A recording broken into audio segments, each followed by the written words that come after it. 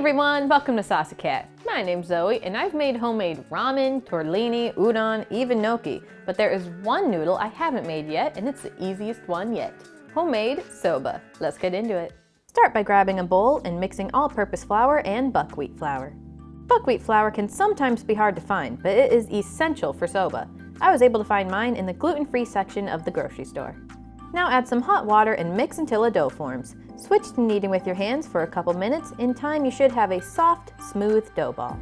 Cut the ball into 4 pieces and roll each piece into a sheet. You don't have to roll it too much, just make the dough thin enough to fit to the thickest attachment of our pasta cutter.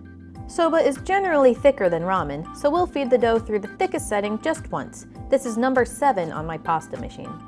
Take that evened out dough sheet and give it a light dusting of flour on both sides. Switch to the cutter and feed the dough through the spaghetti attachment. If the noodles are wanting to stick together, give one more light dusting of flour. With that, we have 4 portions of soba, so let's cook them up. Bring a pot of unsalted water to boil and gently drop in 1 portion of noodles. Boil for about 2 minutes before draining out the water. Rinse the noodles extremely well in cold water.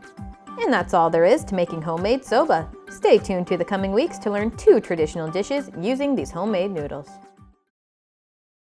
Well, that does it for today. Let me know what some of your favorite noodles are down in the comments. Like and subscribe for more. Thanks so much for watching, and I'll see you next time on Saucy Cat.